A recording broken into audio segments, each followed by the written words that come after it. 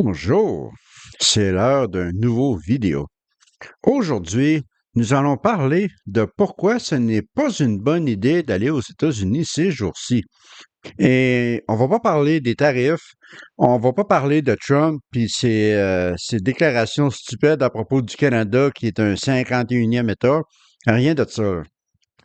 Parce que même si Trump avait jamais mis de tarifs sur le Canada, puis même si Trump avait jamais dit une seule connerie sur le 51e État, ce serait quand même une mauvaise idée d'aller aux États-Unis. Et pourquoi?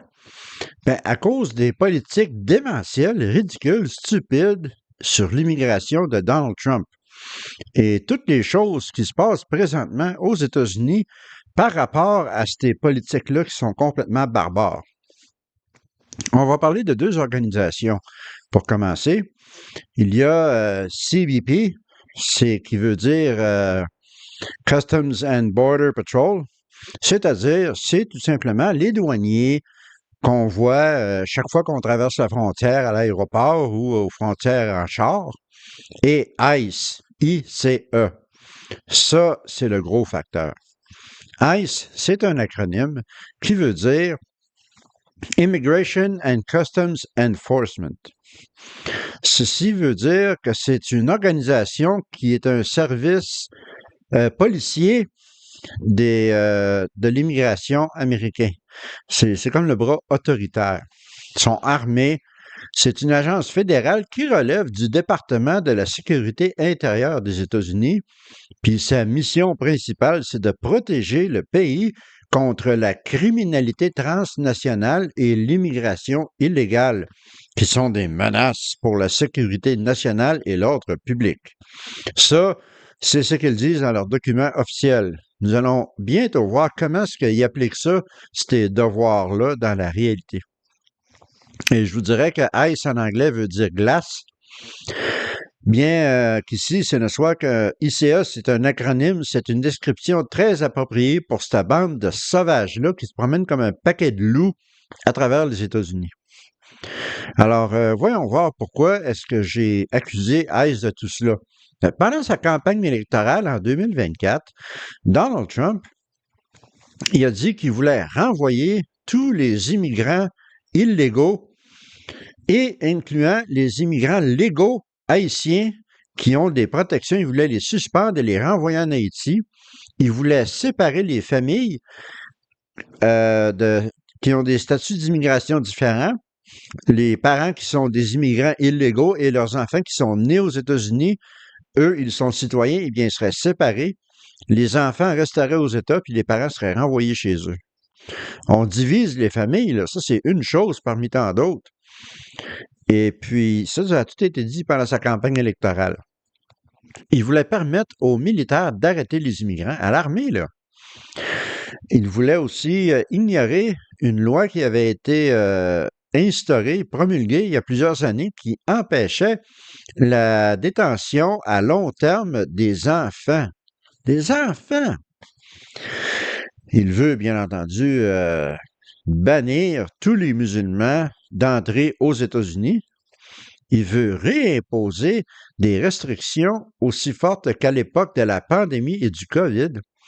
Il veut finir de construire son fameux mur sur la frontière du Mexique. Et puis, il y a beaucoup d'autres affaires que Donald Trump dit.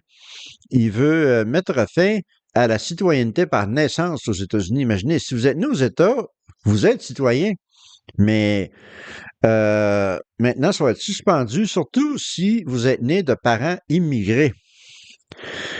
Et maintenant qu'il a été élu à la présidence, c'est quoi qu'il fait pour accomplir ces promesses-là? Mais à partir de la fin janvier 2021, aux alentours de là, le département de sécurité nationale ont permis et ont donné l'autorité à pratiquement toutes les agences fédérales, que ce soit l'administration contre la drogue, le bureau de l'alcool, du tabac et des armes, le service des marshals, c'est-à-dire comme les shérifs, si on veut, tous ont maintenant l'autorité d'agir comme des policiers d'immigration, comme s'ils étaient ICE. Et ceci donne lieu à des incidents disgracieux comme ce qui est arrivé au Texas récemment, une jeune fille qui était étudiante, qui avait un visa étudiant de l'étranger. Elle avait un visa légal et elle étudiait à l'université. Je ne me souviens pas de quel pays elle venait, mais elle s'est fait arrêter par la police pour une infraction routière bien ordinaire. Le policier l'a laissé partir avec un avertissement. Mais quelques kilomètres plus loin, elle s'est faite arrêter par des agents de ICE. Donc, le policier a communiqué les renseignements de cette fille-là, puis c'est pour ça qu'il l'a laissé partir avec un avertissement, pour que ICE puisse la pogner plus loin. C'est de la collusion. C'est horrible. Et quoi d'autre est-ce que Trump a fait pour accomplir ses promesses? Eh bien, le 19 février, on a arrêté de permettre à l'Office des réfugiés de faire des dons, de donner de l'argent à des organisations qui donnaient des services légaux aux immigrants. Le 14 mars, ça c'était terrible ça, Pam Bondi, qui est la procureure générale fédérale américaine, a donné une loi ou a mis une loi qui permettait à n'importe quelle autorité fédérale, n'importe quel officiel, que ce soit policier ou ICE ou peu importe, d'entrer dans les domiciles des immigrants sans mandat. On bafoue les droits des gens complètement. Et les policiers de ICE, ils se promènent dans toutes les villes, en campagne. Ils vont aller arrêter les immigrants dans les champs alors qu'ils sont en train de travailler pour les fermiers. Ils vont dans les bureaux d'immigration où ces gens-là vont pour remplir leurs papiers pour devenir légal. Ils vont les arrêter là-dedans. Ils portent des masques. On ne voit pas le visage, des grosses lunettes de soleil, des jeans, des chapeaux. Ils ont l'air d'une bande de gangsters. On dirait des criminels, là, un gang de rue. Puis des gros guns, des mitrailleuses, tout ce que tu voudras. Et Donald Trump veut en engager des milliers d'autres. Il est fixé sur son objectif débile d'expulser tous les immigrants illégaux des États-Unis, mais l'économie des États-Unis est en train de se faire massacrer par cette politique-là. Parce que tous ces immigrants-là, là, ils faisaient les jobs que les Américains ne veulent pas faire. Ils travaillent dans les champs, ils font le ménage dans les chambres d'hôtel, ils sont jardiniers, etc., etc. Eh bien, maintenant, les fermiers, en particulièrement, se retrouvent avec des gros problèmes économiques parce que les champs sont en train de pourrir. Il n'y a personne pour ramasser la moisson. Parce que tout le monde, soit c'est fait arrêter ou sont terrorisés et vont se cacher. Il y a même beaucoup de citoyens américains légaux qui ont leur passeport et tout et tout. Ils se font arrêter par ICE seulement parce qu'ils sont latinos. Ils ont la peau brune. Ils sont parfaitement légaux, mais ils se font arrêter par ICE. Ils se font renfermer dans des centres de détention à travers le pays, comme celui qui a été construit en Floride, en plein milieu d'un marécage qu'on appelle l'Alcatraz des alligators. Récemment, un juge a fermé cet endroit, mais il y en a d'autres en projet. Ils veulent en construire d'autres dans d'autres endroits et c'est pratiquement un camp de concentration. Ça fait penser au camp de concentration allemand, sauf les exécutions à la chambre de gaz, mais c'est le même principe. Et il y a eu des cas notables de déportation de citoyens américains, des officiels de la ville de New York, des membres du Congrès, un vétéran militaire, un shérif dans une ville américaine, et même des personnes autochtones, les Amérindiens qui étaient là bien avant que nous autres, les Européens, on arrive ici. Tous des citoyens américains, tous avec le document, arrêtés de façon illégale et même expulsés du pays.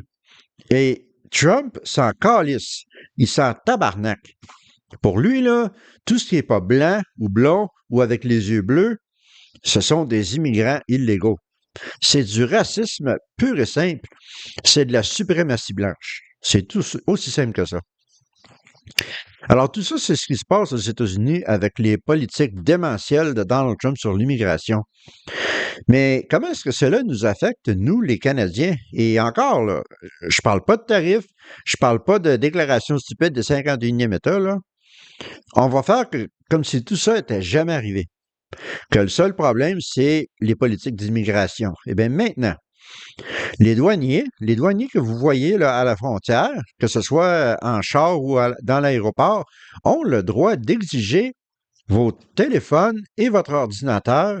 Ils peuvent les fouiller Dans tous vos dossiers, dans toutes vos photos, dans tous vos vidéos, dans vos réseaux sociaux, sur votre page web, si vous en avez une, et vous êtes obligé de donner votre mot de passe ou votre empreinte digitale, sinon on vous expulse et on peut même vous bannir d'entrer aux États-Unis pendant plusieurs années si on refuse de donner nos téléphones, si on refuse de laisser notre vie privée se faire envahir.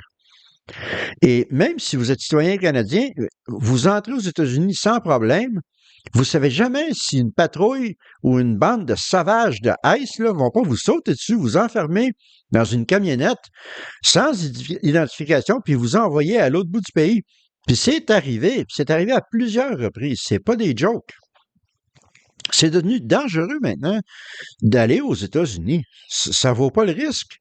Juste pour ces raisons-là.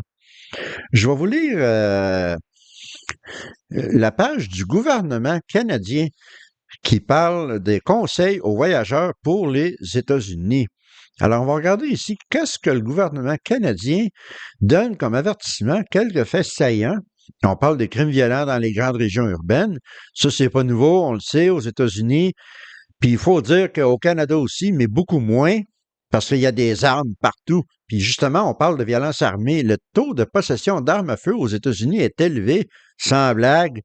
Il est légal dans de nombreux États pour les citoyens américains de porter ouvertement des armes à feu en public. Des fusillades de masse se produisent, entraînant le plus souvent des victimes. Puis il vient juste d'en arriver une l'autre jour au Minnesota dans une église catholique. Et bien que les touristes soient rarement impliqués, on peut toujours se retrouver au mauvais endroit, au mauvais moment. Ça peut arriver n'importe où, n'importe quand. Ça peut arriver dans les écoles, dans les discothèques, dans les parcs, et même, comme je viens de le dire, dans une église catholique. Imaginez, là, on a l'impression qu'il y a une fusillade à presque toutes les semaines aux États-Unis. C'est barbare, c'est incroyable, c'est dangereux.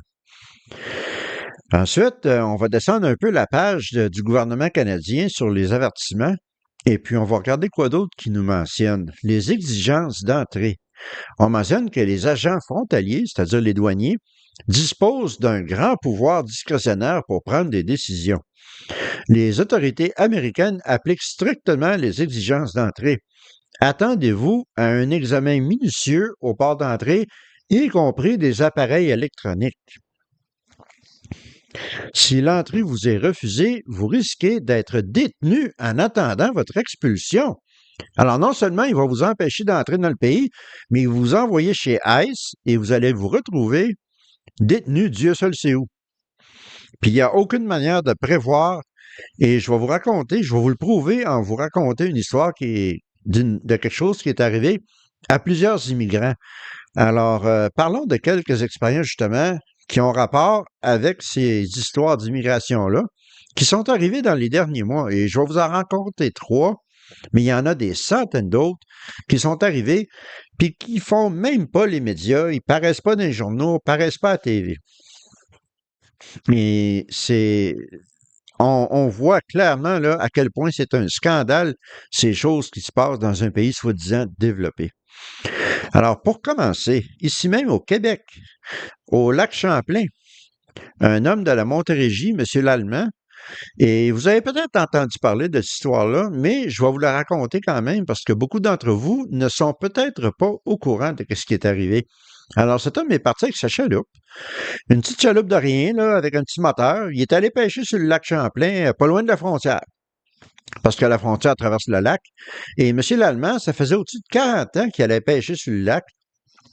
Il connaît les points de repère, il connaît les repères, il a son GPS, donc il savait exactement où était la frontière américaine et d'après lui, il ne s'en était pas approché. Alors, la garde côtière américaine, une embarcation de la garde côtière avec des hommes armés, l'ont intercepté puis ils ont dit qu'il pêchait dans les eaux américaines. Il a dit non, c'est pas vrai, je suis au Canada. Il a essayé de s'en aller, mais l'embarcation américaine l'ont accosté et ils ont voulu l'amener aux États-Unis. La petite chaloupe a chaviré, il était à l'eau, et puis ils l'ont sorti de l'eau, ils l'ont menotté, ils l'ont amené à un quai aux États-Unis, ils l'ont mis entre les mains de ICE, un homme de 60 ans, là. Il a passé des heures et des heures en détention, ils ont pris ses empreintes digitales, ils l'ont interrogé, ils ont pris des photos, il a été coupé du monde extérieur complètement. Et je le répète, pour un homme de 60 ans qui était en train de pêcher dans une chaloupe, c'était pas un criminel, c'était pas un contrebandier. C'est ridicule de voir ça. Et dites-vous bien une chose, la version américaine des faits est quelque peu différente. Eux autres, ils disent que oui, M. l'Allemand, il était en territoire américain, il a refusé de coopérer, c'est lui qui a rentré dans notre bateau, puis nanana, puis tout ça. Mais il y a une chose qu'il faut qu'on comprenne, là.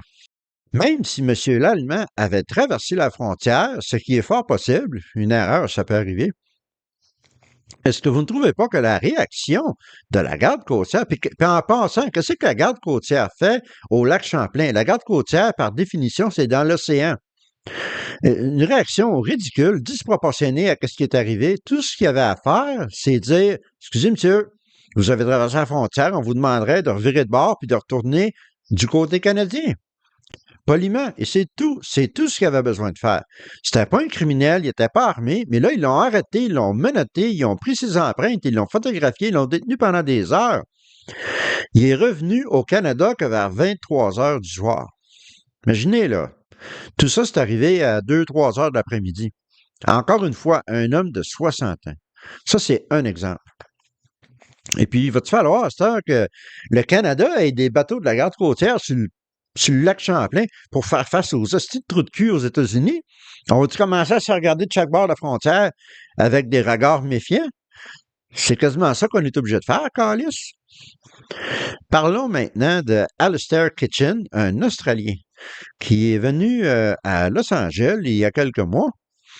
Et lui, c'est un journaliste, mais il a été renvoyé en Australie. Il a été reviré de bord. On l'a rechippé en Australie. On a refusé qu'il rentre aux États à cause d'articles journalistiques qu'il avait écrits il y a plusieurs années sur des manifestations aux États-Unis dans les universités en faveur des Palestiniens dans Gaza. Puis il s'est fait interroger pendant 30 minutes par les douaniers sur des sujets qui n'ont pas rapport, pas en tout. Il voulait savoir qu'est-ce que lui pensait de la situation en Palestine, qu'est-ce que lui pensait d'Israël, qu'est-ce que lui pensait de la Palestine. D'après lui, c'était quoi la solution pour avoir la paix au Proche-Orient? C'est pas de l'hostie d'affaires. C'est quoi le rapport des opinions personnelles d'une personne sur ces choses-là avec le fait de vouloir rentrer aux États-Unis? Et puis c'est clair qu'on l'a bloqué à cause de ça. On lui a demandé les mots de passe sur ses appareils électroniques, comme j'ai mentionné tout à l'heure. Ils ont fouillé son téléphone, son ordinateur. Encore une fois, comme j'en ai parlé, on l'a remis dans l'avion pour l'Australie. Mais non seulement ça, mais son passeport et tous ses appareils électroniques ont été mis dans un sac donné aux hôtesses de l'air et on leur a dit de ne pas remettre ces documents, incluant son passeport, à M. Kitchen avant d'avoir atterri en Australie. C'est dégueulasse. On l'a traité, ce gars-là, comme un criminel. C'est dégueulasse. Et pour terminer, je vais vous parler de quelque chose qui est arrivé encore plus récemment. Ça fait peut-être un mois. C'est une femme de la Nouvelle-Zélande qui vit aux États-Unis légalement depuis à peu près 3 ans. Elle a tous ses documents, son permis de travail. Elle a 3 enfants. Elle s'appelle Sarah Shaw et elle travaille avec des jeunes défavorisés en milieu urbain dangereux. On s'entend, elle n'a aucun dossier criminel, là. Elle vit dans l'État de Washington, juste en dessous de la Colombie-Britannique. Puis elle a décidé d'envoyer ses 2 enfants plus vieux en Nouvelle-Zélande pour passer du temps avec leurs grands-parents. Et les vols directs qui partent de l'Amérique pour aller en Nouvelle-Zélande, ils partent seulement de Vancouver. Il n'y en a pas aux États-Unis. Ça fait qu'elle a traversé la frontière canadienne, est allée à Vancouver. Elle a mis ses 2 enfants sur l'avion, puis en revenant, elle s'est fait arrêter par les douaniers. On l'a mis dans un véhicule non identifié, là, une vanne blanche, là, une vanne de kidnappeurs, puis on l'a envoyé d'un centre de détention au Texas, à des milliers et des milliers de kilomètres de chez eux. Et puis, il faut mettre l'accent aussi sur le fait qu'elle avait simplement commis une erreur en renouvelant sa documentation. Elle avait renouvelé ses permis Il y avait 2 permis à renouveler, puis il y en a un qu'elle n'avait pas renouvelé comme il faut. C'est une erreur qui peut arriver à n'importe qui, là. Puis on aurait pu tout simplement lui dire, lorsque vous arriverez chez vous, finissez de remplir vos documents, puis il n'y aura pas de problème. Et non, on l'a arrêté, on l'a mis dans un centre de détention dans le sud du Texas. Loin, loin, loin, loin de chez eux. En plus, son fils de 6 ans, qui était avec elle, lui, tous ses documents étaient en règle. Il y avait des membres, des amis et des membres de famille dans l'État de Washington qui étaient prêts à venir le chercher et à l'amener chez eux pour s'occuper de lui pendant que sa mère était en détention, complètement illégale en passant. Mais ICE ne voulait rien savoir, ce petit trou de cul. Ils ont forcé un enfant de 6 ans à aller dans un centre de détention au Texas. Ils ont passé 3 semaines là-bas.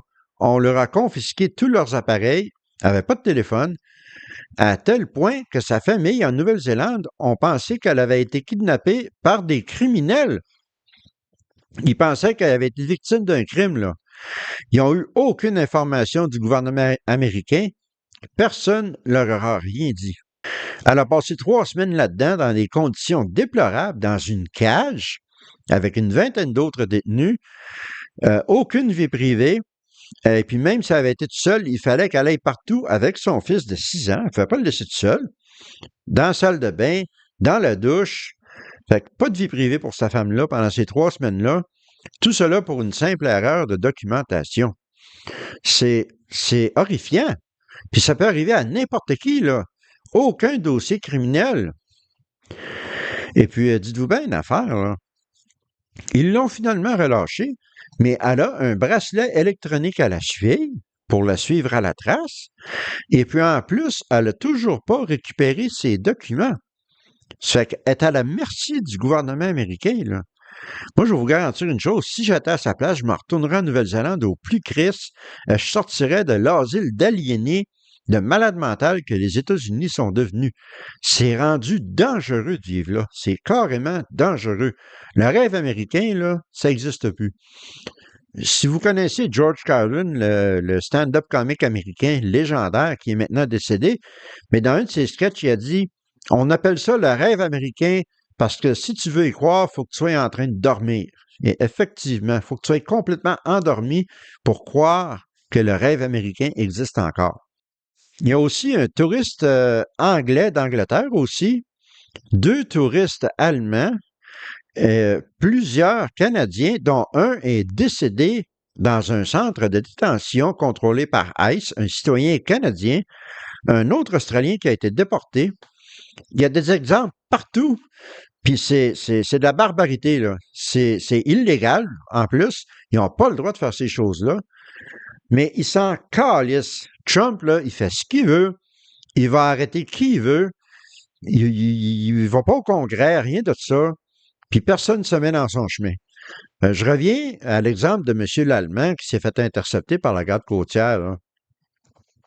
Le fait qu'un mégalomane, un imbécile, un raciste, un xénophobe comme Donald Trump est maintenant président des États-Unis, bien ça, là, ça donne carte blanche à tous les hosties de trous de cul qui ont le même état d'esprit aux États-Unis. Ils vont ressortir, ils vont sortir de la boîte, puis ils vont dire ce qu'ils veulent, puis ils vont faire ce qu'ils veulent. Dans d'autres époques, là, ils seraient restés cachés dans le trou, ils seraient restés cachés en dessous de leur roche, mais à cette heure, ils se sentent libres d'agir comme ils veulent, de dire toutes les conneries qu'ils veulent.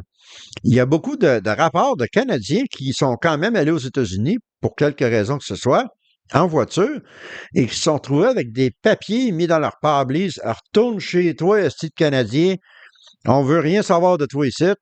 Des pneus qui ont été crevés à coups de couteau, des voitures qui ont été vandalisées, des choses qui arrivaient pratiquement jamais dans le passé. Maintenant, grâce à Trump, les racistes, les xénophobes, les trous de cul, les enfants de chiennes se retrouvent avec une carte blanche pour faire ce qu'ils veulent. Puis c'est pour ça que je vous dis, messieurs, dames du Québec et du reste du Canada, n'allez pas aux États-Unis. Premièrement, pour boycotter les États-Unis, pour leur montrer que nous autres, les Canadiens, on ne va pas se laisser marcher dessus, on a un pouvoir avec notre portefeuille. Mais surtout, parce que c'est carrément dangereux. C'est dangereux de mettre les pieds aux États-Unis. Alors, ceci conclut la vidéo de cette semaine. La prochaine vidéo que je vais faire pour vous autres, je vais être en vacances dans l'Ouest canadien parce qu'il n'est pas question que je mette les pieds aux États-Unis. Puis je vais vous faire ça devant une coupe de paysages spectaculaires comme les Rocheuses dans le coin de Banff et de Jasper. Alors, attendez-vous à une vidéo intéressante, puis en plus, un spectacle grandiose. Ça fait que d'ici là, je vous souhaite une bonne semaine. Prenez bien soin de vous. Restez forts. Boycottez les Américains. Demeurons un Canada uni. À la prochaine.